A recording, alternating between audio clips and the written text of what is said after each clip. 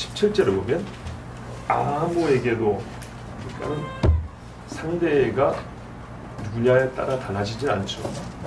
악을 악으로 갚지 말고 모든 사람 앞에서 선한 일을 도모하라. 선한 일, 정직한 일. 악을, 이 말씀을 딱 들으면요, 우리는 대번에 어떤 걸 보통 떠오르냐면 그냥 당하는 모습을 떠올립니다.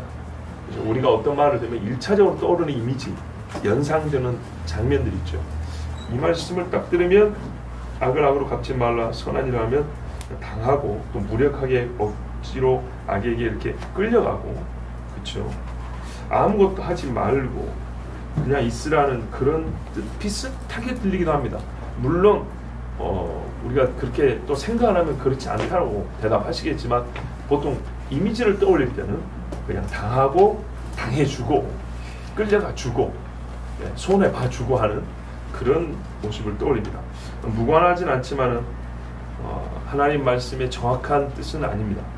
왜냐하면 보시면 악에 대한 확실한 인식이 필수입니다. 악을 그랬습니다. 그냥 당하기만 하는 사람들은 보통 행위의 무력함만 있는 게 아니라 사고의 무능력이 있습니다. 생각은 분명히 해야 됩니다. 악과 다른 방식의 대처를 하라는 말씀입니다. 악이 무엇인지 보고 저 악성과는 다른 대처를 악에게 하라는 얘기입니다. 적극적입니다. 아주 적극적입니다. 여러분, 주먹이 날라오면 주먹으로 대처하는 게 가장 쉽습니다. 나의 힘이 약할지라도, 그죠? 그거를 다르게 돌려서만 이게 훨씬 더 어렵습니다. 불필요한 동작이 요구되고요. 에너지 소모가 더 큽니다. 그런데 하나님 말씀은 대처는 하라는 얘기입니다.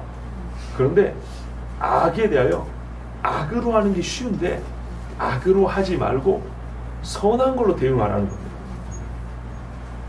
이게 일반적으로 볼 수 있는 일인가요? 어렵죠. 이거는 기독교인에게만 요구하는 겁니다. 예, 얼마나 감사합니까?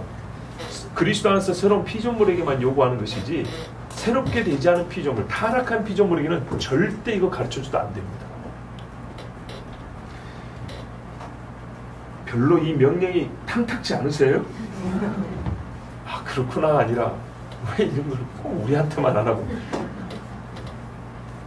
자, 마음에 생각나는 대로 하면 되는 것, 이게 악에게 악으로 대응하는 것. 그런데 이 악에게 악으로 대응하는 것보다 훨씬 더 적극적이고 수고와 연구가 필요하고, 그렇죠? 또 시간이 많이 걸리는 것, 또 그렇게 하고 싶지 않은 이 우리의 또 타락한 본성을 막 극복해 나가면서 하는 이 선한 일을 도모하는 것은 그리스도인에만 요구되고, 그렇기 때문에 우리에게 이거는 이 세상에서 하나님이 살아계시다는 증표로서 기능도 합니다. 왜 그리스도인만 할 수 있습니까? 자, 여러분 여기서 도모하라. 도모하라는 말이 무슨 말일까요?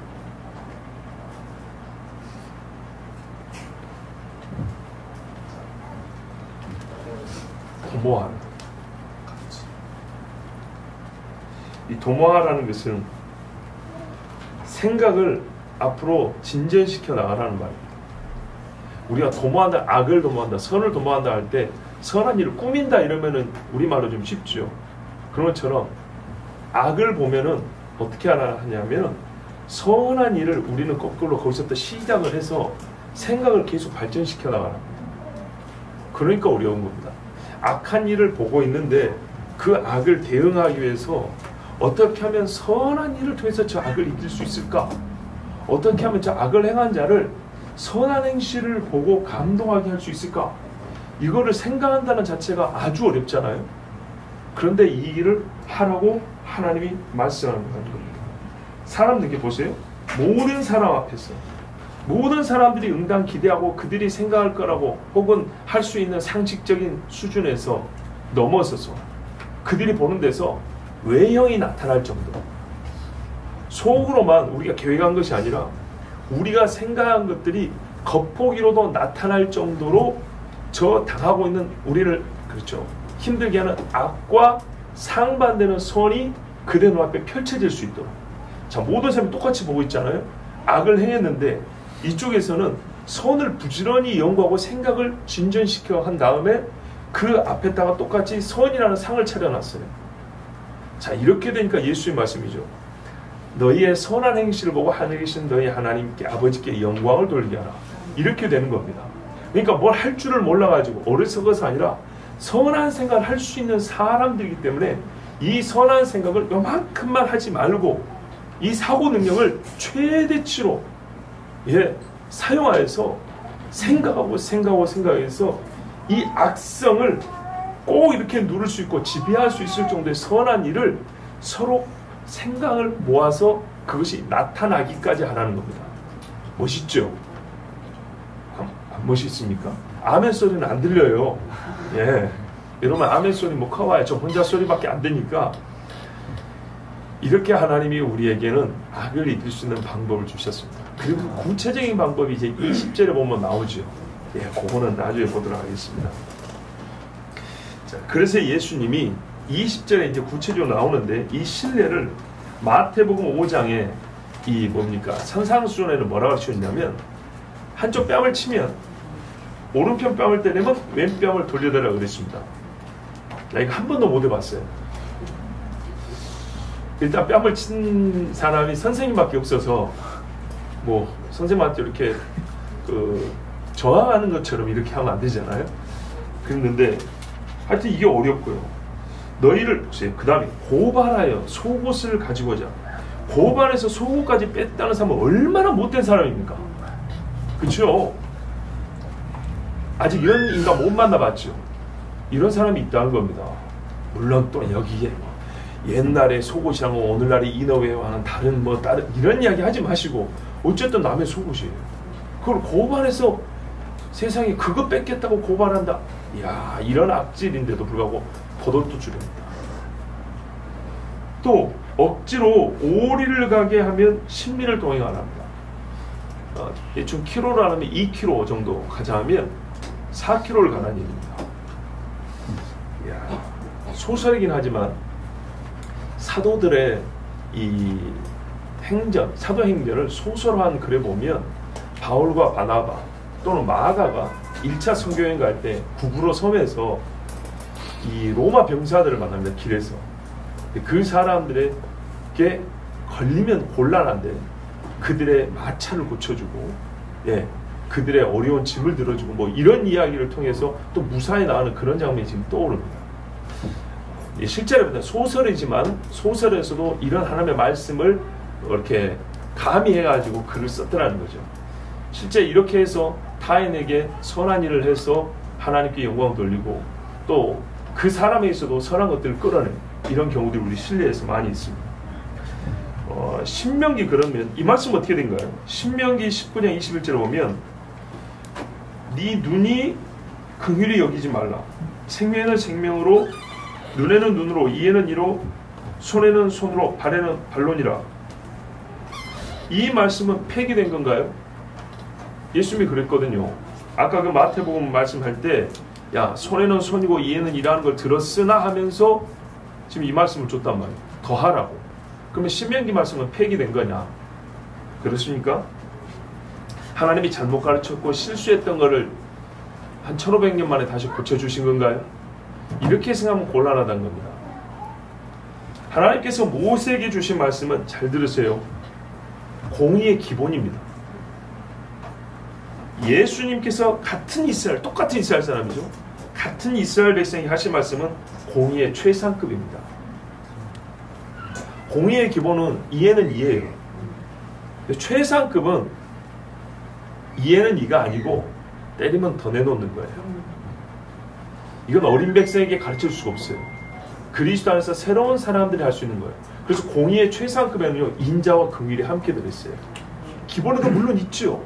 그런데 그 인자를 듬뿍 느낄 수 있을 정도는 공의의 최상급 예수님의 가르침에 있었던 겁니다. 사랑을 안고처럼 품고 있는 공의의 결정체가 예수님이 주신 산상수훈입니다. 율법 안에 꼭 숨겨져 있고 감춰져 있던 그 속에들은 하나님의 인자와 긍휼, 그 사랑의 안고를 펼쳐 보여준 겁니다. 여기 속에 뭐가 들는지 알아? 이렇게 보여준 겁니다. 그래서 예수님은 친히 모범을 보여주셨는데 베드로전서 2장 22절 23절에 그는 죄를 범하지 아니하시고 그 입에 거짓도 없으시며 욕을 당하시되 맞대어 욕하지 아니하시고. 요거거든요. 악으로 악을 갚지 않는 겁니다. 근데 이 베드로서 2장 21절 앞에 보면 너희에게 본이 되게 하시려 이 말씀을 이렇게 행하셨다 이렇게 되어 있는데, 자, 욕을 당하시되 맞대어 욕하지 아니하시고 고난을 당하시되 위협하지 아니하시고 오직 공의로 심판하신 이에게 부탁하시며. 이 작년에 우리 당연수련회 갔는데 이 실수로 옆에 차에 문콕을 했단 말이죠. 근데 그 주인이 굉장히 무슨 큰 잘못이 나고 또 우리가 무슨 뺑소니를 하는 거죠. 몰랐어요. 근데 와가지고 저보다 조금 어리게 보였는데 막 이 사람이 사람 이 부활을 돋군다 그러죠. 진짜 성질 같으면 확 그냥 이게 제가 그러니까 이 말씀에 비춰보니까 지금 생각이 나는 거예요. 야, 여기까지 가려면 많이 멀었구나. 오히려 장로님이 저를 말렸습니다. 그래서 차에 조용히 들어가 앉아 있었던 기억이 순간 떠오릅니다. 보십시오. 고난도 아니죠. 위협하지 아니하시고. 그 사람이 그러더라고요. 저한테서 위협감을 느꼈는지 겁나요 막 그러더라고요. 이렇게 해서는 안 됐었던 것인데 아주 화가 나가지고 그때 잠깐 그랬던 기억이 납니다. 자, 오직 공의로 심판하신 이에게 부탁하시며. 이게 지금 우리 주님이 주신 말씀이에요. 설교자가 다 할 수 있어서 외치는 게 아니고 하나님 말씀이 그렇다는 것입니다. 그리고 물론 저는 모범이 되기 위해서 노력해야겠지요. 자, 성경은 이렇게 말합니다. 네 힘을 보여줘라. 네가 죽지 않았던 걸 보여줘라. 뭐 이렇게 말씀 안 합니다. 나도 말이야 못해서 이러는 게 아니야. 뭐 이런 식으로 참지만은 뭔가 힘을 이렇게 은근히 보여주면서 참는, 이렇게 하나님은 가르쳐주지 않습니다. 이런 식의 사고를 가진 사람들, 그러니까 나도 힘이 있어 그런데 내가 할 수 없이 참는 거야, 이렇게 하면 실제로 선으로 악을 이기는 것은 불가능하죠. 21절의 말씀은 불가능하죠. 예, 성경 말씀을 그랬습니다. 역설의 힘이 강하다는 겁니다. 선한 일을 도모하면 악으로 악을 부딪히는 것보다 훨씬 악을 지배하는 힘이 강하다는 겁니다. 이것은 세상에서 알지 못하는데 이게 하나님 주신 지혜입니다. 그래서 우리 보고 그렇게 하나입니다. 예수님이 그렇잖아요. 그래서 십자가 한편의 강도가 회개하고 돌아왔지. 그것을 예수님이 맞대 여겼으면 왔겠습니까? 여러분, 참 재밌는 말씀이 있어요. 바울이 말입니다. 예수님을 이렇게 이제 예수님이 다 빗바로 갈 때 예수님이 뭐라 하냐면 가시채를 뒷발질하기가 네가 고생이다 그러죠. 이게 뭔 뜻일까요? 예수쟁이들을 많이 잡아 죽여야 되는데 한 1000명쯤 이게 실적을 올려야 되는데 100명밖에 못 올려가지고 고생이 많다 그런 말인가요? 아니죠. 이건 바울의 양심을 얘기하는 겁니다. 네가 뭔가 양심에 자꾸 걸리는 게 있는데 그것을 부인하면서 지금 이 일을 하려니 네가 고생이 많다 그 말이에요. 이게 뭐냐면 스데반이 죽을 때 봤거든요. 스데반이 죽을 때 보니까 이 양반이 자기를 돌로 쳐 죽인 사람을 저주를 안 해요. 얼굴이 환히 잡고 있는 거예요. 그 말이 이스라엘 역사를 읊었는데 하나님 말씀의 전문가인 바울이 볼 때 하나도 틀린 게 없는 거예요. 그런데 어떻게 했다고요? 돌로 쳐 죽여버렸다고요. 거기에서 거의 리더 역할을 했다고요. 바울의 양심이 그때부터 치는 거예요. 쳐. 그런데 이것 갖고는 주님 앞에 회심이 안 돼요. 그러면 어떻게 해요? 하나님께서 로마서에 말씀한 대로 선한 양심이 있기 때문에 그 양심이 율법이 된다고 했잖아요. 율법을 아는 데다가 그날 그 사건을 경험한 이 청년 바울에게는, 사울에게는 말이죠, 이게 밤에 잠이 안 오는 거예요. 예수님이 그걸 끄집어내는 거예요. 힘들지. 네가 본 게 있고 들은 게 있는데 네 양심이 지금 막 자극을 하고 네가 잠을 못 이루는데도 불구하고 막 네가 이미 바리새인의 의를 가지고 저놈들 잡아주겠다고 막 하려니, 그 모순되는 행위를 하려니 네 양심이 네를 괴롭게 해서 힘들지. 가시채를 뒷발질하기가 힘들다. 네. 여러분, 그렇게 예수님 앞에 우리의 양심이 살아 움직이는 것은 적어도 가시채를 뒷발질하는 게 힘들 정도 되는 것은 스데반 같은 모습이 있어야 됩니다. 이게 경건의 능력이에요. 그래서 먼저 악을 악으로 갚지 않겠다는 마음이 중요하고요. 더 나은 공의를 우리는 보여줘야 한다는 어떤 신앙인에게는 사명감이 필요합니다. 실제로 그 많은 사람들이 보여줬지 않습니까? 보세요. 다니엘도 그랬잖아요. 자기를 고발한 자들의 비위 사실을 다니엘은 훨씬 더 많이 고발할 수 있어요. 그런데 그렇게 하지 않았어요. 요셉도 말입니다. 당신의 부인이 나를 먼저 유혹했다고 그 좋은 머리에 증거를 수없이 확보해둘 수 있었어요. 그런데 그렇게 하지 않았어요. 본능에 이끌려 일을 저질러 버리면 이 악한 사람들보다 더 악한 결과를 낳을 수 있습니다. 그러므로 우리가 어떻게 하냐? 모든 사람 앞에서 선한 일, 정직한 일을 도모하라. 먼저 뭘 하라고요? 이 순간 침착하게 마음의 좀 여유를 가지고 선한 일을 생각을 해낼 수 있어야 됩니다. 근데 본성을 거스르는 경건의 능력이 있어야 되거든요. 그래서 이거는 성령의 도우심이 아니고는 불가능합니다. 우리가 기도해야겠습니다. 하나님, 악한 자가 악을 행해올 때 선을 생각할 수 있게 하시고 그 생각을 발전시켜서 그 앞에 이 선한 생각의 결과물을 나타내게 하옵소서. 여기까지가 이 헬라의 말 뜻입니다. 자, 18절 보십시오. 할 수 있거든. 너희로서는 가능하나 너희 편에서 악에 의해서 피해를 당하고 있는 너희 편에서는 할 수 있는 한 모든 사람과 더불어 화목하라 그랬습니다. 여기서 할 수 있거든. 가능하다면 이건 좀 소극적이고요. 조금 더 말뜻에 가깝게 말하면 좀 적극적인데 불가능하지 않다면 말뜻이 완전 다르죠. 가능하다면에서는 우리가 10% 20%의 가능성보다는 한 50% 이상의 가능성을 보통 가능하다면으로 치죠. 그렇죠? 근데 불가능하지 않다면 할 때는 1%라도 있으면 일을 하게 됩니다. 이렇게 적극적인 겁니다. 조금이라도 가능성이 남아있다면 우리 편에서는 먼저 해야 될 것이 뭐냐면 화목하게 할 일을 도모하라는 겁니다. 모든 사람과 더불어 화목하라. 자, 제가 먼저 좀 미리 말씀드릴게요. 화평하지 않은 일은 하나님이 대신해 주시겠다는 말입니다. 뒤에 보면 하나님의 이 말씀의 논리가 어떤데요? 갑자기 다른 무슨 접속사 없이 하나님이 자신을 우리와 동일시해버립니다. 성경에 그런 경우가 참 많거든요. 그러니까 이 안에서 그런 성경의 문법, 성경만의 이 독특한 문법을 따르면 18절 후반부에 모든 사람과 더불어 화목하라는 무엇이 숨겨져 있냐면 걔들하고 싸우는 건 내가 할게. 이 말씀이 이미 숨겨 있는 겁니다. 너희가 해야 할 거는 화평을 도모하는 일을 먼저 해. 그 말은 무슨 말이냐면 얘들이 잘못한 것을 하나님이 눈 감아주겠다는 뜻은 아니라는 겁니다. 뒤에 말씀 나오죠. 원수가 없는 것이 내게 있으니 그러죠. 예, 그건 내가 할 테니까 너희 편에서는 그 인간들과 너희에게 악을 행하는 인간들과 화목하는 일, 궁극적 화목이기 때문에 선한 일을 도모해서 화목하게 하는 일을 구상하시오.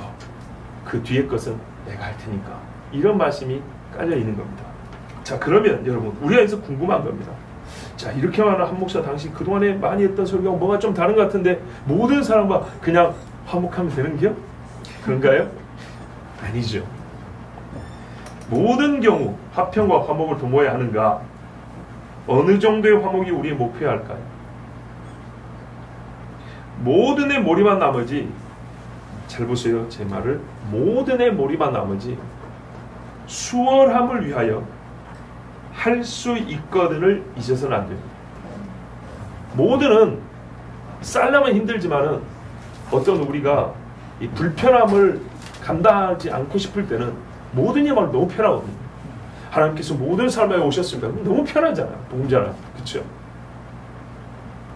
모든 사람과 우리 교회 욕하는 사람들 화평하고 교회 예배 드리는 걸 방해하는 사람들하고도 예, 화평해야 되니까 알겠습니다. 그러면 되냐고요. 그건 아니다는 얘기죠. 그런데 우리가 그 불편함과 어려움을 겪고 싶지 않기 때문에 즉 수월한 편리함을 위해서는 이 모든 것에 그냥 모든 걸 다 걸어버릴 수도 있습니다. 근데 성경이 이걸 허락하지 않습니다.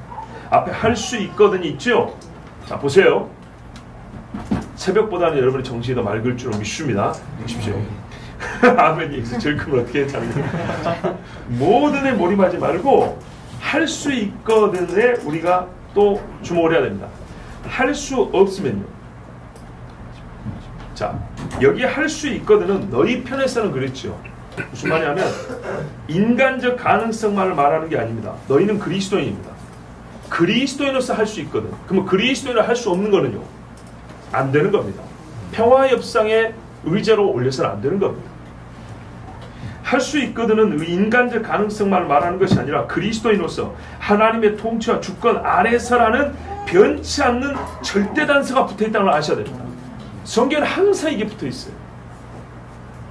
그러면 하나님의 말씀에서 이 모든 사람과 화평하라, 화목하라의 조건과 기준과 정도를 우리가 또 배워야겠죠. 물론 이미 잘 아는 말씀이지만 여기서 혹여라도 우리가 모든 해 쉽게 몰입할 수 있기 때문에 제가 그걸 방지하기 위해서라도 성경이 말씀하는 화평의 기준과 조건과 정도를 몇 군데서 정말 많은데 몇 군데서 찾아 읽어드리겠습니다. 먼저 야고보서 3장 17절 18절에 보면 오늘 오전인가도 말씀드렸는데 오직 위로부터 난 지혜는 첫째 성결하고 다음에 화평하고, 성결함을 잃으면서 화평을 구하면 안 됩니다. 바알볼의 사건, 미디안의 미녀들이 와가지고 이스라엘의 청년들을 미혹해 갔습니다. 걔들하고 잘 지내면 좋잖아요. 전쟁도 안 하고. 그렇죠. 남의 집 잔치 한 데 가서 떡 하나 먹어준 게 뭐가 잘못입니까? 한 사발 들이켜주면 좋지 뭐. 그런데 그것 때문에 어떻게 됐죠? 하나님과 원수돼 버렸어요. 그날 23,000명이 죽었어요. 얼마나 화가 나냐면 하나님께서 비느하스가 살인을 저지르자 오히려 비느하스를 축복해 줬어요. 뭐라고 했습니까? 비느하스가 나의 열심을 가지고, 이 나의 이 질투, 이 끓는 마음을 가지고 나를 대신해서 그를 처벌했다. 자, 보십시오. 성결함을 잃으면서 화평한다는 것은 매우 잘못된 것입니다.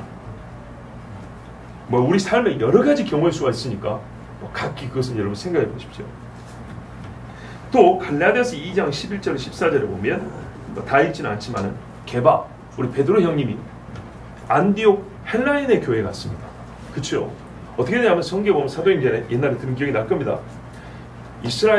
예루살렘 교회가 핍박을 당하니까 흩어졌어요. 그런데 저기 어딥니까? 구레네 같은 북아프리카 이런 동네 사람들이 오히려 안디옥으로 와서 그리스 사람들, 헬라인에게 복음을 전한다는 것이죠. 그래서 거기서 교회가 세워졌단 말이에요. 그래서 바나바를 파송하고 했죠. 나중에 베드로도 가봤죠. 그런데 베드로가 거기 와가지고 이방 그리스도인들과 같이 밥을 먹다가 야고보에서 왔다고 하는 사람들이 오니까 어떻게 해요? 외식해버렸다고 하죠. 안 먹은 척 했다고. 그런데 그것을 본받아서 누구요? 세상의 바나바는 바울에게 있어서는 정말 은인이고, 예, 동역자 중에 동역자잖아요. 그런데 바나바도 외식하였다고 했어요. 그 외식 때문에 베드로와의 화평을 깨버렸습니다. 바울이 그 많은 사람들 앞에서 베드로를 책망했다고 했습니다. 두려움으로 인한 외식이었습니다. 행여나 자기가 잘못 알려질까봐 두려움. 이 외식 덕분에 잘 보세요. 베드로는 야고보에게서 온 사람과 화평할 수 있었어요. 그러나 그 일로 말미암아 베드로는 자기가 안디옥 성도들에게 기껏 얼마 전에 지금 밥 먹기 전에 설교하는 것은 그 신뢰성이 팍팍 떨어져 버렸어요. 진리를 지키기 위하여 화평을 포기하는 것은 옳습니다. 두려움을 이겨내고 하나님 앞에서 믿음의 사람과 화평하는 것이 훨씬 옳은 일입니다. 고린도전서 10장 21절을 보면 너희가 주의 잔과 귀신의 잔을 겸하여 마시지 못하고 주의 상과 귀신의 상에 겸하여 참여치 못하리라 했습니다. 이거 두 말하면 잔소리죠. 역대하 19장 2절에 여호사밧 왕, 제가 설교 시간에 자주 언급하는 왕입니다. 여호사밧 왕이 북이스라엘에 아합하고 전쟁을 하고 오니까 하나님의 사람 선견자 예후입니다. 북이스라엘의 개혁자 예후가 아니고 선지자 예후가 와서 여호사밧 왕을 맞아서 이렇게 말합니다. 왕이 악한 자를 돕고 여호와를 미워하는 자를 사랑하는 것이 가하니까 아합하고 연혼관계했다가 군사동맹 맺고 경제동맹 맺었단 말이죠. 하나님 뭐라 그래요? 내가 미워하는 자와 네가 화평하여 서로 사랑하고 하나 된 것이 옳으냐? 이렇게 하나님이 호되게 야단쳤어요. 그리고 죽다 살아났기 때문에 이 말씀을 뼈에 새기고 여호사밧은 레위인과 제사장과 율법학자들을 보내서 이스라엘 전역에 하나님의 말씀을 가르치고 여호와를 두려워함으로 재판하게 합니다. 그리고 이후에 모압과 암몬 연합군을 정말 하나님 주신 은혜로 손에 피 한 방울 묻히지 않고 격파하고 이기게 되죠. 그들에게서 진귀한 것들을 거둬들였는데 다 놓고 도망가니까 죽었기 때문에 3일 동안 거뒀다 그랬어요. 이것이 하나님 주신 승리입니다. 여기에 더하여 우리는 조금 더 적극적인 말씀인데 에베소서 5장 11절을 보면 너희는 열매 없는 어두움의 일에 참여하지 말고 도리어 책망하라. 조금 더 적극적이죠. 악한 자를 보면 어떻게 하라고요? 책망까지 하랍니다. 이러면 싸우게 되는데요. 어둠의 일을 계속 두면요, 그것으로 말미암아 더 많은 해악이 끼치게 되는데 그걸 막기 위해서는 책망도 불사하는 것, 오히려 이것이 하나님이 말씀하시는 기준 하에서의 화평을 도모하는 겁니다. 디도서 3장 10절에는 이단에 속한 사람을 한두 번 훈계한 후에 멀리하라.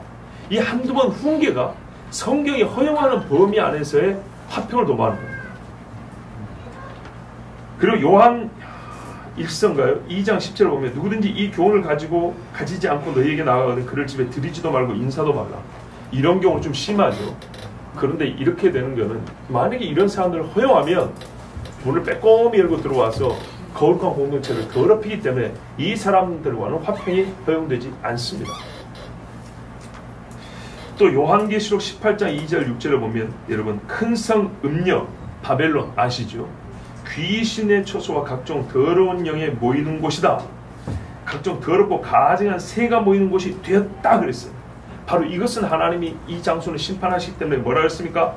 내 백성아 거기서 나와 그의 죄에 참여하지 말고 그의 받을 재앙들을 받지 말라. 자, 이 말씀은 아까 어디입니까? 에베소서 말씀하고 비슷하지요. 참여하지 말라. 계속 참여하면 어떻게 한다고요? 우리가 악인들과 똑같이 하나님의 심판을 받기 때문에 이것이야말로 어리석은 것 중에 어리석은 일 아니겠습니까? 그래서 나오라고까지 하나님이 말씀합니다. 그러므로 모든 사람과 할 수 있는 한 화평하라는 말이 그냥 겉보기로 화평, 평화라는 포장지로 더 씌울 수 있으면은 그냥 뭐 생각 없이 앞뒤 가리지 않고 가서 도장 찍고 손잡으라 소리가 전혀 아니라는 거. 그걸 아셔야 됩니다. 그러면은 실제적으로 그렇게까지 다 잘라내버리면 어떻게 화평할 수 있겠습니까? 우리에게 악을 행한 사람들과 어떻게 화평하고 선을 행할 수 있겠습니까? 그거는 또 다음 시간에 하나님께 성경에서 여러 사례를 통해 가르쳐 주십니다.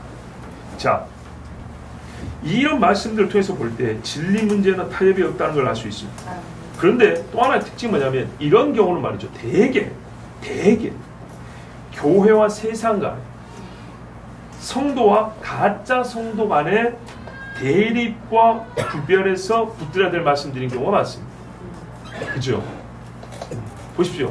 세상이 교회에 이렇게 하는데 또는 이단이라고 부르거나 또는 하나님 앞에 회심하지 않은 자가 참 성도들을 해약할 때 너희가 이렇게 기준을 가지고 그들을 책망하기도 하고 또한 용서하기도 하고 화평하기도 하고 이렇게 지금 말씀을 주시는 것들이에요. 그러면 성도들 사이에서 강한 자와 약한 자의 차이와 시간이 필요한 진리의 구체화, 그러니까 내가 들은 거를 구체적으로 정리가 되고 실행할 때까지는 시간이 필요하단 말이에요. 물론 이건 여러분 지금 악을 얘기한 건 아닙니다. 우리가 덧붙여서 지금 하나 더 듣고자 하는 겁니다. 악은 아니에요. 이런 것까지 악이라고 하면 이제 곤란한 일이 벌어집니다. 불필요한 싸움이 나죠. 다시요. 진리를 듣고 이걸 구체적으로 실행하기까지 최소한 걸리는 시간이 있습니다. 이들을 참지 못한다거나 또는 강한 자와 약한 자를 우리가 구별하지 못해서 약한 자를 악인 취급한다거나 이런 일은 없애야겠죠. 또 지식과 경험이 쌓여서 할 수 있는 일이 있는데 그것을 무시하여서 마치 악한 자라고 생각하는 경우는 없애야겠습니다. 성경의 로마서 14장 1절에서 6절 보면 믿음이 연약한 자를 너희가 받되 그의 의심하는 바를 비판하지 말라. 어떤 사람은 모든 것을 먹을 만한 믿음이 있고 연약한 자는 채소를 먹느니라. 먹는 자는 먹지 않는 자를 없이 여기지 말고 먹지 못하는 자는 먹는 자를 판단하지 말라. 이는 하나님이 저를 받으셨음이니라. 남의 하인을 판단한 너는 누구뇨? 그 섰는 것이나 넘어지는 것이 제 주인에게 있으며 그가 시험을 받으리니 이는 저를 세우시는 권능이 주께 있습니다. 혹은 이 날을 저날보다 낮게 여기고 혹은 모든 날을 같게 여기나니 각각 자기 마음에 확정할지니라. 나를 중히 여기는 자도 주를 위하여 중히 여기고 먹는 자도 주를 위하여 먹으니 이는 하나님께 감사하며 먹지 않는 자도 주를 위하여 먹지 아니하며 하나님께 감사하느니라. 이 긴 말씀을 제가 다 읽은 이유가 있습니다. 보십시오. 강한 자와 약한 자를 구별할 만한 이 구체적 사례가 다양하다는 겁니다. 그렇죠? 날도 있고 먹는 것도 있고 뭐 여러 가지가 있죠. 그런데요, 그러면 우리가 또 믿음이 없는 것, 아예 믿음이 없는 것을 약한 자라고 둔갑할 수도 있지 않겠습니까? 그러면 안 되기 때문에 제가 이 말씀 끝까지 읽습니다. 뒤에 보면 뭐냐면 강한 자와 약한 자 사이에 둔갑이 아니라 진짜 믿음이 있고 신앙생활 하는 건데, 약하다면 뭐는 반드시 보여야 되냐면 주를 위하여가 보여야 된다는 겁니다. 그의 사고의 지향점과 행위의 목표점이 뭐냐면 주를 위하여. 이것이 진실하게 나타나야 한다는 겁니다. 그러면서 약한 것은 우리가 악인이 아니라 기다려줄 자인데, 주를 위하여가 없고 지 멋대로 하면서 정말 약하디 약한 모습인데 핑계는 내가 아직 약해서 어려서 그런다고 이렇게 말하는 것은 굉장히 의심스럽습니다. 이런 경우는 조심해야 됩니다. 또 성경에 데살로니가전서 5장 14절에서 23절을 보면 또 형제들아 너희를 권면하노니 규모 없는 자들을 권계하며 마음이 약한 자들을 안위하고 힘이 없는 자들을 붙들어주며 모든 사람을 대하여 오래 참으라 그랬죠. 자, 오늘 우리 말씀하고도 지금 연관이 있죠. 여기는 모든 사람인데 모든 사람을 대하여 오래 참는 것, 연약한 자를 오래 참는 건데 그냥 막연하게 기다려주는 게 아닙니다. 여기에 보면 규모 없는 자들을 권계하며, 다르게 말하면 무질서한 자들을 가르치는 얘기입니다. 너 왜 아직도 그 지경이냐? 하고 이런 말이 포함되면서 참으라 이렇게 되어 있습니다. 역시 모든 사람의 선을 도말하니까 그냥 무기력하게 끌려가는 것처럼 그렇게 생각하면 안 됩니다. 제가 전체적인 결론을 말하면, 여러분, 전체 결론을 말하면 선으로 악을 이기라는 겁니다. 악은 행위로 나타나는데 선은 품고만 있는 게 아닙니다. 선이 악을 행하는 적극성보다 더 크고 더 강하게 선이 활동을 해서 이기는 것입니다. 그 신뢰들을 우리가 배우고 있는 것이고, 혹 그 실제를 살다가 실수할까봐 제가 지금 강한 자와 약한 자의 이야기를 더해서 말씀을 드리는 겁니다. 자, 또 여기 데살로니가 말씀은 여러분 끝에 22절에 보면 악은 어떤 모양이라도 버리라 그랬고, 15절에 보면 항상 선을 쫓으라, 악으로 악을 갚지 말라 이렇게 돼 있어서 오늘 우리 말씀과 상당히 밀접한 상관성이 있습니다. 악을 악으로 갚지 말고 또 뭐라 그래요? 악은 어떤 모양이라도 버리라. 그러면서 23절에 보면 평강의 하나님이라고 하나님을 부르는 많은 호칭 중에서 유독 이 자리에서 평강, 즉 화평이라는 단어를 씁니다. 그런데 여러분, 이 사이에 뭐가 있는지 아십니까? 이 딱 중간에, 그러니까는 15절과 23절이 악을 대하는 그리스도인, 평강의 하나님께서 이 모든 것들을 책임져 주신다는 것을 우리에게 신뢰를 하게 하는데, 그 중간에 잘하는 매우 단편적 교훈들이 있습니다. 우리가 암송 잘하는 게 뭐 있죠? 항상 기뻐하라, 쉬지 말고 기도하라, 범사에 감사하라, 성령을 소멸치 말고 예언을 멸치지 말고 범사에 좋은 것을 취하고 그 다음에 악은 어떤 모양으로 버려라 이렇게 돼 있다고. 그러니까 뭐지요? 이 세상의 악에 대하여 우리가 하나님 앞에 선을 도모하고 하나님 앞에 이 악을 심판할 걸 의뢰하는 사람은 평상시에 우리가 어떤 신앙생활이 있어야 된다고요? 바로 이 부분입니다. 항상 기뻐하라, 쉬지 말고 기도하라, 범사에 감사하라. 이게 악한 세상 안에서 심판자이신 하나님을 신뢰하면서 사는 신앙인이 가져야 될 신앙의 요소이고요. 그냥 덕목일 뿐만 아니라 이게 악을 이기는 실제적인 힘이 됩니다. 우리가 뭉뚱그려가는 경건의 힘이라는 것이 구체화시키면 이렇게 나오는 겁니다. 성령을 소멸치 말고 예언을 멸시하지 말고 범사에 좋은 것을 취하고, 바로 이거거든요. 범사해야 합니다. 사고를 진전시켜 나가라고요. 5년 전에 선한 것에 대해 생각하는 수준이 이만큼이고 지금도 이만큼은 안 된다는 겁니다. 때가 올 때마다 너희가 선생이 돼야 된다 하죠. 이렇게 자라야 되는 겁니다. 선에 대한 구상 능력이 이렇게 커져야 되는 겁니다. 자, 19절 보십시오. 본문입니다. 내 사랑하는 자들아, 너희가 친히 원수를 갚지 말고 하나님의 진노하심에 맡기라. 기록되었으되 원수 갚는 것이 내게 있으니. 내게 있으니를 조금 더 뭐랄까요? 조금 좀 직접적으로 표현을 하면 나의 것이니 그 내 몫이다 이 말입니다. 내 거니까 네 손대지 마. 원수 갚는 것이 나의 일이니 내가 갚으리라고 주께서 말씀하시니라. 아멘. 자, 원수 갚는 것을 완전히 포기해야 되냐? 그건 아닙니다. 아까 초도에 말씀드렸지만은 너희가 해야 될 것은 이거고 원수를 갚기는 그거는 내가 할게 라는 게 이미 담겨있다고 그랬죠. 그리고 하나님은 실제로 명시로 가르쳐줍니다. 그리스도에게는 공의에 따른 보응이라는 것은 허락되지 않는 행위로 여겨져서는 안 됩니다. 공의에 따른 보응이라는 것은 오히려 그리스도인은 항상 기대하는 바야 합니다. 다만 주체는 내가 아닌 겁니다. 보응의 주체가 하나님이신 겁니다. 그래야 훨씬 더 정확하지요. 여러분, 솔로몬 당시에 법전이 없었겠습니까? 판례가 없었겠습니까? 지혜자가 없었겠습니까? 솔로몬이 뭐라고요? 그리고 솔로몬이 겸손했었지 나이가 벌써 청소년기를 한참 지난 애아빠인데 하는 말이 뭐라고요? 하나님 이 많은 백성을 판단할 지혜가 내게 없습니다. 듣는 마음 주세요 그랬죠. 내용인즉슨 하나님 판단할 수 있는 지혜를 달라는 거 아닙니까? 하나님이 얼마나 기뻤답니까? 하나님의 판단에 완전히 의존하겠다는 거죠. 그래서 대표적인 그 케이스 하나 우리가 아는 게 있잖아요. 물증이 없어요. 인적 증거밖에 없는데 그것도 현장을 본 것도 아니에요. 그렇죠? 요즘 말로 하면 이거는 난제입니다. 미제 사건으로 끝날 수 있습니다. 그런데 요즘에는 그 어느 누구도 결정적 단서로 쓰지 않는 모성. 예. 그게 뭐 요즘에 증거로 쓰일 수 있습니까? 그런데 그 모성 하나 가지고 살인범과 친어머니를 갈려버립니다. 멋지죠? 이게 하나님 주신 지혜라고요. 자, 일단 우리는 성도의 대척점에 서 있는 존재가, 자 이제 보세요. 단어가 어떻게 바뀌었는가? 악을 행한 자에서, 그렇죠? 아까 17절에는 악이죠. 악이 추상적 개념이 우리를 해롭기는 알잖아요. 그게 악이란 건 악을 행하는 자죠. 악인에서 원수로 바뀌었음을 주목해야 합니다. 원수입니다. 여러분, 세상의 모든 악인이 우리에게는 원수입니까? 그렇지는 않죠. 상관없는 일도 있습니다. 직접적 상관이 없다는 겁니다. 바울이 이 둘을 다른 존재로 여기는 것이 확실하지 않다면, 다른 존재로 여기는 것이 여러분 문법상 확실하지 않다면 우리는 뭘로 봐야 되죠?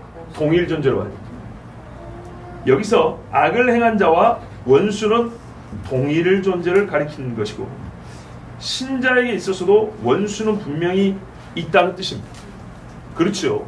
그런데 여기서 신자에게 있어서는 어떤 이가 원수냐를 설명해 주는 말이 바로 악을 행하는 겁니다. 악을 행하는, 악에게, 악인에게.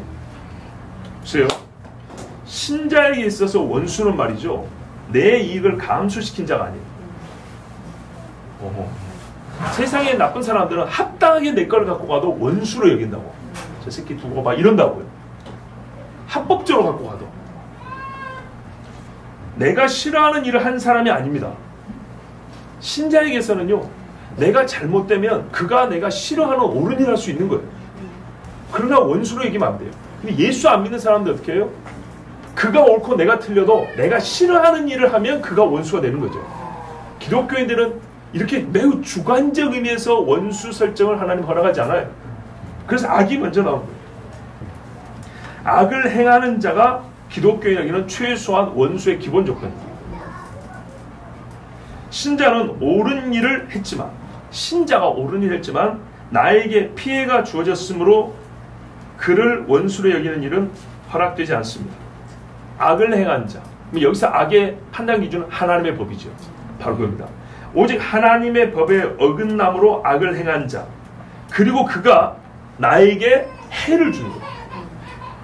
그럼 내가 그걸 알아버렸어요. 예. 해를, 하나님의 법을 어겨서 나를 해하려고 하는 것을 준비하는 걸 봤거나 실제로 행하여서 내가 당했어요. 그런 사람이 가장 엄격한 의미에서 신자에게는 원수인 겁니다. 지가 잘못해놓고 하나님 원수가 앞에서 이런 건 안 됩니다. 오히려 맞습니다. 그 사람이 하나님을 거역하는 본성을 따라 악을 행하여 나를 해하려고 했거나 하였을 때 그를 원수라 부르는 것은 틀리지 않습니다. 그래서 기독교에도 원수라는 단어를 입에 올릴 수 있습니다. 하나님은 이 악인을 자신의 원수라고 부르시고, 그래서 원수 갚는 것은 하나님의 일이라고 하신 겁니다. 왜요? 처음부터 악인이니까. 하나님의 법을 어기면서 다른 사람을 해했기 때문에, 신자를 해했기 때문에 하나님은 이 사람을 하나님의 원수로 여기시는 것이고, 더불어서 신자의 원수는 하나님의 원수가 되는 겁니다. 성경에서 이런 일은 많이 볼 수 있지요. 예. 나훔 1장 2절에 하나님 말씀하십니다. 여호와는 질투하시며 보복하시는 하나님이시니라. 여호와는 보복하시며 진노하시되 자기를 거스르는 자에게 여호와는 보복하시며 자기를 대적하는 자에게 진노를 품으시며 복수하시는도다. 주는 복수하시며 진노하시고 주는 그에게 그의 대적들에게 안갚음을 하시는도다. 그는 그의 원수들로 인하여 분노를 간직해 두시는도다. 성경에는 분노하시는 하나님 수없이 말씀하고 있습니다. 자, 아까 얘기했던 사울, 바울 이야기 한번 볼까요? 바울이 땅에 엎드려져 있습니다. 직접적으로 하나님을 대지하는 자가 원수라 그랬고요. 안갚음을 하신다 했어요. 자, 이제 간접적으로 사울이 다메섹으로 가는데 예수님이 음성을 들었습니다. 사울아 사울아, 네가 어째 왜 나를 핍박하느냐? 주여 누구십니까? 했더니 나는 네가 핍박하는 예수라 그랬죠. 바울은 예수님 생존 당시에 직접 만났다는 기록도 없습니다. 먼 발치에서 볼 수는 있었겠지만 예수님을 직접 가서 대적한 일이 없습니다. 그가 못 박지도 않았습니다. 지금은 분명히 예수 믿는 사람들 잡으러 가는 중입니다. 그런데 예수님 말하면 나를 핍박한다 이렇게 말씀했습니다. 자, 이러면은 A 꼴 C, B 꼴 C 되면은 A하고 B도 같은 거죠. 예, 그렇습니다. 예, 하나님 앞에 직접 대적하는 것이나 하나님을 대적하는 마음으로 신자를 해롭게 하는 것이나 둘 다 하나님의 원수가 됩니다. 그래서 하나님께서 친히 원수를 갚으시는 겁니다. 그래서 신자는 하나님의 권한이잖아요. 나의 것이 있으니까 하나님의 권한을 넘보지 않고 원수 갚으시는 하나님께 어떻게 해요? 간구하는 거예요. 청원하는 거예요. 시편 94편 1절에서 7절에 여호와여 보수하시는 하나님이여. 그래서 이런 기도는 이렇게 불러요. 보수, 원수를 갚는다는 거죠. 보수하시는 하나님이여 빛을 비추소서. 세계를 판단하시는 주여 일어나사 교만한 자에게 상당한 형벌을 주소서. 여호와의 악인이 언제까지 개가를 부르리까? 개가는 승전가죠. 저희가 짓거리며 오만히 말을 하오며, 번역이 너무 찰진데요. 죄악을 행하는 자가 다 자긍하나이다. 으쓱으쓱한다. 그러면서 뭐하냐 이놈들이. 여호와여 저희가 주의 백성을 파수하며. 요게 원수입니다. 그렇죠? 악인인데 교만한데 오만한 말을 하는데 행위는 뭐냐면 주의 백성들을 파수하는 거예요. 주의 기업을 공고케 하며 과부와 나그네를 죽이며 고아를 살해하며 말하기를 여호와가 보지 못하며 야곱의 하나님이 생각지 못하리라 하나이다. 이런 소리 하는 사람들 하나님이 심판한다 했으니까 보수하시는 하나님 제발 판단해 주십시오. 이렇게 기도하는 겁니다. 다윗도 그랬지 않았습니까? 참 신뢰가 성경에 많다 그랬죠. 사울이 자기를 죽이러 왔는데 옷자락 하나 살짝 뺀 것도 선을 넘었죠. 함께 있는 자들은 뭐라고 말했어요? 여호와께서 당신에게 사울을 죽일 기회를 줬다고. 그것도 해석상 가능하잖아요. 나쁜 해석은 아니에요. 상황적으로 볼 때 괜찮은 해석이에요. 그런데 다윗은 그보다 더 좋은 해석을 했어요. 더 선한 생각을 해서 한 걸음 더 나갔다고요. 하나님께서 다 보셨으므로 그가 이리이리하여 죽을 것이다. 나는 그의 몸에 손을 댈 수가 없다. 여호와의 기름 부음 받은 자냐고. 한 번은 물병만 가져, 한 번은 옷자락만 살짝 베었죠. 그래 놓고도 어떻게 해요? 마음이 찔렸대요. 마치 가시채를 뒷받침하는 것처럼. 이게 믿음의 사람이란 말이죠. 이러니까 사울이 어떻게 해요? 다윗아 내 아들 다윗하고 막 울고 불고, 물론 잠깐이긴 하지만 막 울면서 나는 너를 헤아려하사 너는 나를 선대하였더라고 고백하지 않습니까? 이게 성경 말씀의 실제고요. 성경 말씀대로 행하는 자의 능력입니다. 예, 하나님의 말씀은 항상 똑같아요. 자, 이렇게 하나님께서 갚으시기 때문에 우리는 구할 뿐인데, 그럼 하나님 어떻게 하시죠? 갚아주십니까? 안 갚으십니까? 갚으시죠. 갚으신다는 말씀도 성경에 많이 있는데, 우리가 이미 이사야 말씀을 들은 말씀이 있죠. 이사야 63장 1절에서 6절을 보면 에돔에서부터 붉은 옷을 입고 오시는 분 계시죠. 누굽니까? 나다 그러잖아요. 하나님이 나다. 그는 내니 의를 말하는 자요 구원하기에 능한 자니라. 뭐 어째서 내 옷이 붉으냐? 이제 자기와 이사를 그 동일시합니다. 나라는 말이 왔다 갔다 하는데, 이 나를 구원할 자가 없어서 내가 나섰다는 뭐 이런 식입니다. 그래서 하나님이 어떻게 해요? 때가 되면 이렇게 말합니다. 이는 내 원수 갚는 날이 내 마음에 있고 내 구속할 해가 왔으나 그랬어요. 때가 왔답니다. 그때 왔는데 아무도 구원할 자 없고 심판할 리가 없대요. 왜? 처음부터 하나님 자기 거니까요. 그래서 내가 정한 날이 있다고. 내 마음에 정한 날. 그 날이 되면 하나님이 어떻게 하냐면 반드시 심판하신다고. 예수님이 이때 오셨을 때 이사야 61장 읽었지 않습니까? 가난한 자에게 복음이 증거되고 갇힌 자를 자유케 하며 뭐 이렇게 이제 하나님 말씀하시는, 예수 말씀하시면서 은혜의 해가 비치고 그리고 마쳤지요. 신원의 날, 한자표입니다. 신원, 원수 갚는 날. 보수의 날은 예수님이 말씀 안 하셨죠. 한 절인데도 딱 그 앞에서 끊었다 그랬죠. 왜요? 그 날이 없어서가 아니라 지금 이사야 64장 말하면 그 날이 예수님이 육체로 오신 그때는 아니었기 때문에, 다시 오실 때가 그 날이기 때문에 바로 이 앞에서 끊었다고요. 두 가지 다 나 예수가 할 일이에요. 그러나 2000년 전에 그때는 이 앞에를 하나님의 종으로 중보자로 사용하라고 하셨기 때문에 신원의 날 그 앞에서 끊었다고요. 그러나 신원의 날이 없냐? 예수님 말씀했잖아요. 그날 그때 해가 어두워지며 인자가 구름을 타고 오리니 이양검으로 멸하시며 말씀 있죠? 신원의 날은 그날이에요. 자, 원수 갚으심에 있어서 이제 한 가지 더 말씀드립니다. 하나님이 원수를 갚아주시는데 이처럼 예배하고 함께 신앙생활하는 우리에게 그 어떤 말씀보다 큰 경각심을 주는 말씀이 있어요. 이 한 가지 교훈이 정말 오늘 정말 듣고 잊혀지지 않기를 바랍니다. 히브리서 10장에 보면 24절부터 32절까지 여러분 이 말씀 한번 펴서 한번 보십시오. 원수 갚는 것이 죽게 있는데 주님이 누구에게 원수를 갚으시는가에 대한 말씀 중에, 그러니까 우리가 주님을 신뢰하고 우리가 직접 갚을 필요가 없고 주님이 갚으시는데 그 주님이 갚으심에 있어서 상당히 깊고 우리에게 중요한 경고의 메시지가 여기 있기 때문에 제가 히브리서를 봅니다.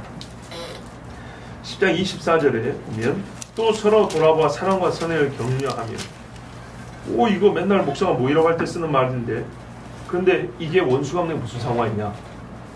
펜이 있으면 밑줄을 그어도 좋은데요. 25절에 모이기를 펴는 어떤 사람들의 습관과 같이 하지 말고 오직 권하여 그날 이 가까움을 볼수록 더욱 그리하자. 우리가 진리를 아는 지식을 받은 후 짐짓 죄를 범한 즉 다시 속죄하는 재사가 없고 오직 무서운 마음으로 심판을 기다리는 것과 대적하는 자를 소멸할 맹렬한 불만 있으리라. 굉장히 무서운 말씀을 여러분 들으셨죠? 자, 28절 모세의 법을 폐한 자도 두세 증인을 인하여 불쌍히 여김을 받지 못하고 죽었거든.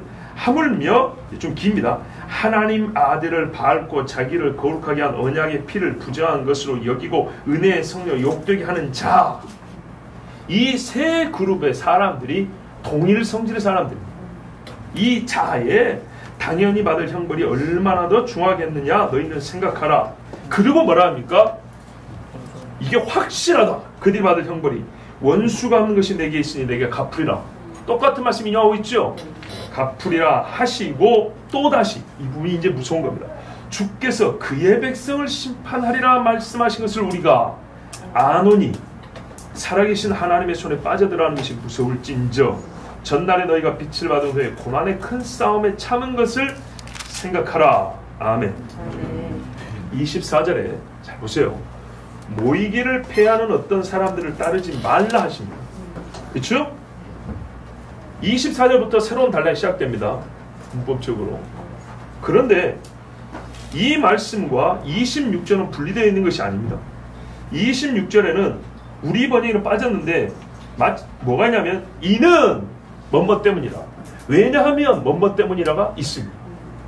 우리 번역에는 이런 접속사가 많이 빠져요. 문장이 끊는 것을 이게 불상으로 이렇게 이어가 버리는 경우가 있고, 고며 이렇게 이어가 버리는 경우가 있고. 자, 보십시오. 24절에 모이기를 패하는 어떤 사람들이 있는데 요 습관을 따라하지 마라 그럽니다. 그리고 권하여 이렇게 모이기를 더하라는 거죠. 그날이 가까우니까. 그날이 가까우니까. 이 그날은 여러분 마지막 때를 얘기하는 겁니다. 자세한 건 히브리서 강의를 들어보시고요. 하여튼 그날이 가까이 올수록 더욱 그리하자. 반대입니다. 모이기를 그날이 가까워서 패하자 하는 사람이 있고 더하자 하는 사람이 있습니다. 그치요? 지금 우리 시대하고도 사뭇 비슷하죠? 예, 자 보세요. 근데 왜 그래야 되냐 하면 26절 보세요. 왜냐하면 27절까지 때문이라 합니다. 26절, 27절을 이유로 한번 들어보세요. 왜냐하면 우리가 진리라는 지식을 받은 후 짐짓 죄를 범한 즉 다시 속죄하는 자가 없고, 무섭죠? 오직 무서운 마음으로 심판을 기다리는 것과 대적하는 자를 소멸할 맹렬한 불만 있기 때문이라. 모이기를 펴는 사람을 왜 쫓아가면 안 되냐? 그 사람들 쫓아가면 회개도 못하고 소멸하는 맹렬한 불 속에 던져질 것이기 때문이라 이렇게 말하고 있는 거예요. 아시겠죠? 우와. 그러면 이 길을 어디에 비해 줄 거냐? 비교를 하나 가르쳐 줍니다. 비교를 해주는데 그게 28절 이하입니다. 모세의 법을 폐한 자도 두세 증인으로 말미암아 어떻게 해요? 불쌍히 여김을 받지 못하고 죽었다입니다. 자, 모세의 법을 폐함으로 죽임당한 자들 우리 광야에서 봤죠? 그 정도로 큰 악이 뭐냐? 약간의 언어유입니다. 모이기를 폐하는 겁니다. 모세의 법을 폐하여 쉽게 말하면 고라 일당 생각해 보세요. 고라 일당이 죽은 걸 봤지 않냐? 그 정도로 악하고 더러운 죄가 뭐냐면 모이기를 폐하는 죄다. 하나님의 모세에게 준 법을 폐한 죄가 고라같이 죽임을 당하는 거라면 모이기를 폐하는 것, 그날이 가까이 온 것을 알면서도 모이기를 폐하는 것은 고라와 같은 형벌을 받을 죄다. 그러므로 그 사람들의 습관을 쫓아하지 말라 이렇게 말합니다. 이 폐함이 똑같다는 겁니다.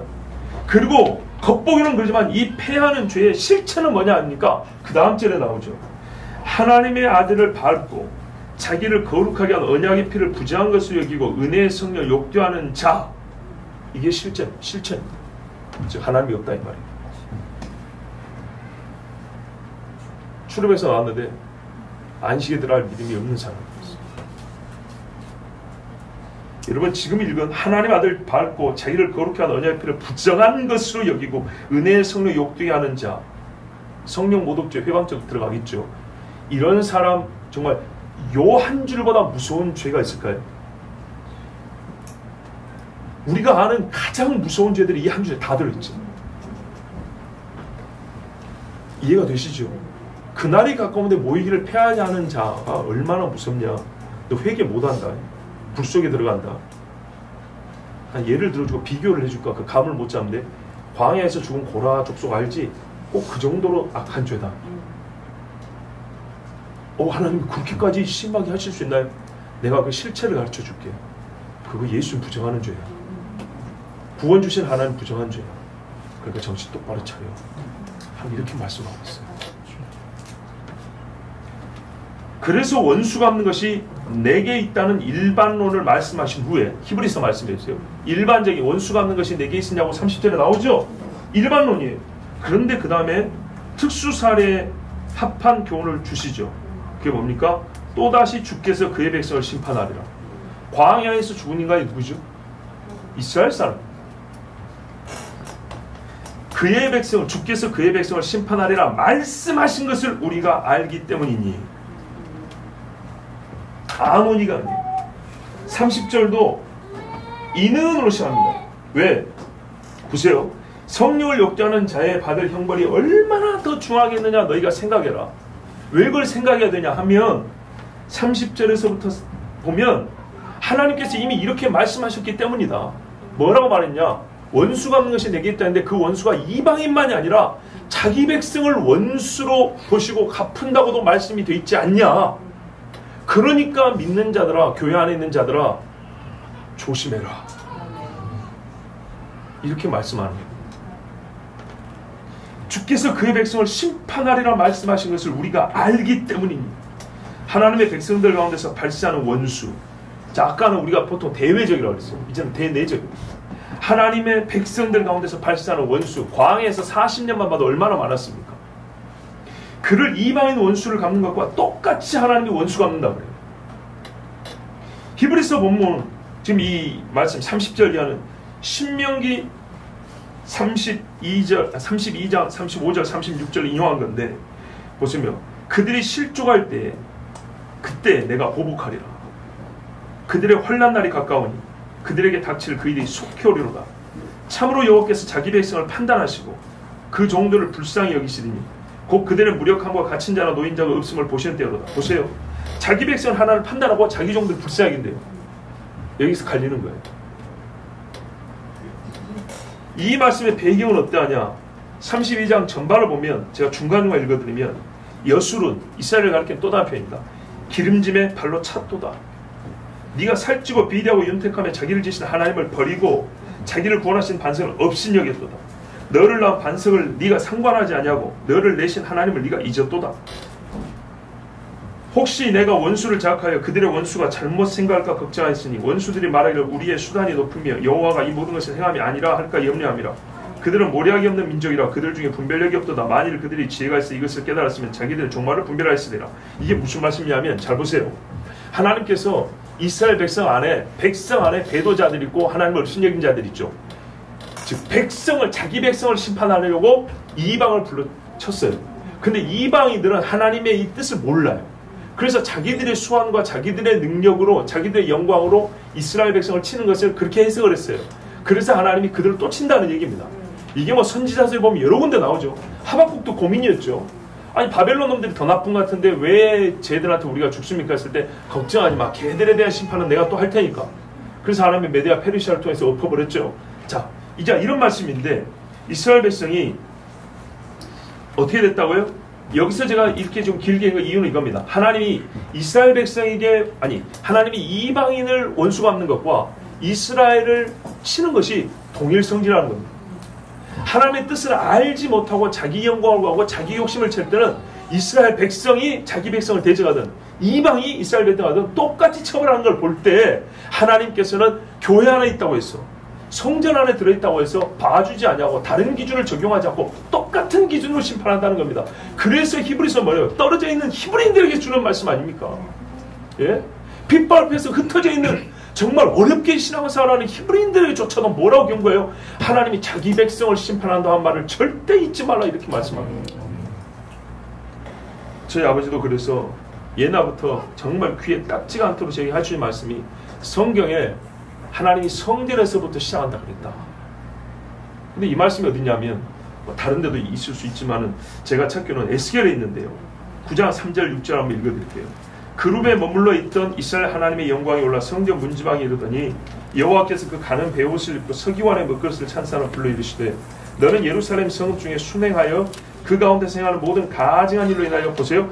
탄식하며 우는 자의 이마에 펴하라. 이게 하나님의 표거든요. 마귀는 흉내내죠. 예, 그래서 마귀는 짐승의 표를 줍니다.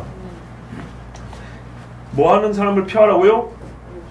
성읍, 이 예루살렘 성 안에서 일어나는 가증한 일로 인하여 탄식하며 우는 자, 슬퍼하며 우는 자 이마에 표시하랍니다.